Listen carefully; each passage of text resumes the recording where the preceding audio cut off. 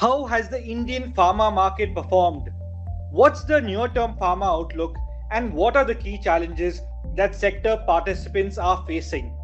For answers to all this and much more, stay tuned to the Expert Lounge, a podcast by India Ratings and Research, a Fitch Group company. Because ultimately, for opinions on risk and credit, India comes to us.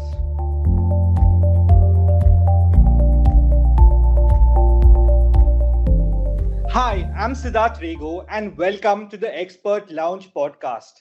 In today's podcast, we cover all things related to the Indian pharma market or what we call IPM. And I'm glad to have this conversation on IPM with India Ratings pharma experts Krishnanath Munde, who's an associate director, and Monil Furia, who's an analyst here at India Ratings. Krishna, Monil, welcome to the Expert Lounge and it's great to have you here. Yeah, thanks, Siddharth. Hi Siddharth. Thank Well, you. let's just deep dive into today's topic. So I'll first start off with Monil. Uh, Monil, how has the Indian pharma industry performed historically? Yeah. When you talk about the IPM market, basically IPM has been a secular growth story, and this has been on account of multiple factors. There have been favorable macros which have worked out in our favor. The lifestyle-related diseases have been increasing. Right. The rising per capita income as well, and lastly, the affordability of the high-priced medicines as well. Correct. These has also increased. Having said that, there have been multiple challenges as well during this phase. You've seen pricing caps being implemented. You've seen fixed drug combination bans. You've seen GST rollouts. There was also demonetization which happened. But having said all of these factors, we have still been able to grow at a CAGR of 10 to 12% over the last 5 years, even during including COVID as well. Wow, that's quite fabulous, isn't it? Yes, actually it is. Yeah. And you mentioned COVID, right? The COVID period. So what was the impact of the pandemic on the overall pharma market? Correct. Nobody was immune to the pandemic, and it was very evident. The first year of the pandemic, it was a muted performance for the Indian IPM as well. We grew merely by 2%, and this was majorly on account of the acute therapies or the acute segment, Right. which majorly consists of the anti-infectives, the respiratory drugs, the pain management drugs. Okay. Yeah, and apart from this, however, these are complemented by the chronic segments, which were able to perform much better. So, on account of whole scenario, we grew by 2%. But in terms of the growth drivers as well, when we look at these, the numbers are clearly evident. The volumes Right. were down by 5%, Okay. while the new launches and the price hikes were on the positive side. The interesting thing you said was on the chronic segment, that's where the growth is being seen. Yes, and it has been evident. Chronic has been much more stable as well. So that's the reason why it has been sort of an inelastic growth story. Interesting, Monal. Yeah. And if I have to look at it now purely from each of the pharma players' point of view, how have they managed during these challenging times of COVID?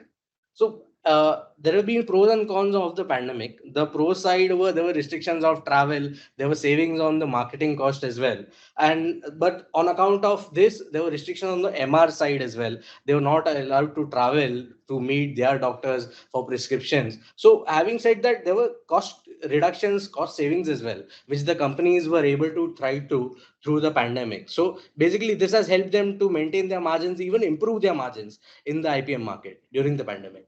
Wow, thanks, Monal, for putting things into perspective.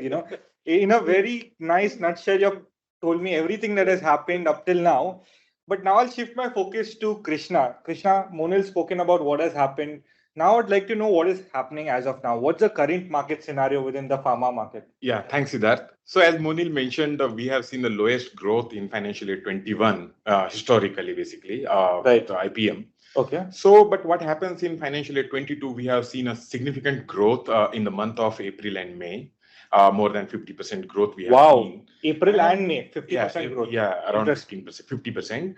And if you see the COVID-related therapies such as anti-infective, respiratory, or pain management, Okay. and vitamins, basically. So we have seen a very significant growth there in these therapies. And even the launches of COVID-related drug like favipiravir, remdesivir, or tocilizumab. Right. So we have seen a strong growth of around 15% for the IPM in financial year 22. On the growth side, if you see, like as Munil mentioned, there was a decline in the volume growth, and we have seen as 6% of positive growth in the volume.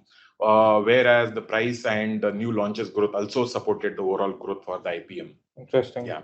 And Krishna, what about the near-term outlook for the pharma sector? How are you seeing that? So, Siddharth, if you look at financial year 23, so we have a high base of 15% in financial year 22. Also, we have seen a vaccination drive and lesser COVID cases. So, because of that, there will be a less contribution from the COVID-related therapies as well as the drugs, which will have an impact on the overall growth. But a safer side, we can expect around mid-single digit kind of growth in financial year 23. But after that, we can see like 9 to 10% growth over the long run, basically, after 23. Yes. Coming back to what Monil said a while back, he spoke about it briefly. He mentioned the pricing gap. So, Krishna, do you think this 9 to 10% is it sustainable in the near term? Yeah, we believe 9 to 10% growth can be sustainable. So, if you see the pricing cap or NLEM, so which contributes around 14% of the IPM market, and if you see like an NLEM product. So company can take a price hike linked to the WPI, and the non-NLEM product company can take price hike of around 10%. So historically, if you see like companies are able to take price hike of around 5% only, and hence we believe like the sustainability of 9 to 10% is there. Also, the other growth drivers such as the volume growth and the price growth, it will support the overall growth. And as Monil mentioned, there is a favorable macros, lifestyle diseases increasing. There is a lesser penetration in the rural tier 1 or tier 2 cities, basically. So, which will support the overall growth of 9 to 10% in the long run. So, things look pretty good for the pharma sector. Yes, I say that. Yeah. Right. Actually, thanks, Monil. Thanks, Krishna, for putting everything into a nutshell, explaining it to me. If I had to just, summarize the key takeaways, and you can correct me if I'm wrong. One key takeaway is that, chronic therapies will continue to outperform the acute segment. And the other point was on the recent price hike, which will provide some cushion to profitability of the pharma players. And I think the other key takeaway, which I kind of recollect, is you said that the Indian pharma market is expected to deliver a mid-single digit growth in FY23, while on a long-term basis, the IPM is still expected to deliver a decent 10 to 12% CAGR growth. Yeah, correct, Siddharth. Interesting. Absolutely correct. Thanks, Monil. Thanks, Krishna, for being the experts on the Expert Lounge. It was great to have you on the podcast. And to our listeners, in case you're interested in gaining a deeper insight into what we just discussed, you may want to subscribe to the Pharma Monitor, a monthly which the India Ratings and Researches publishes. And the link is given along with this podcast. Well, I look forward to having you listening to the next podcast of the Expert Lounge, which was brought to you by India Ratings and Research, a Fitch Group company.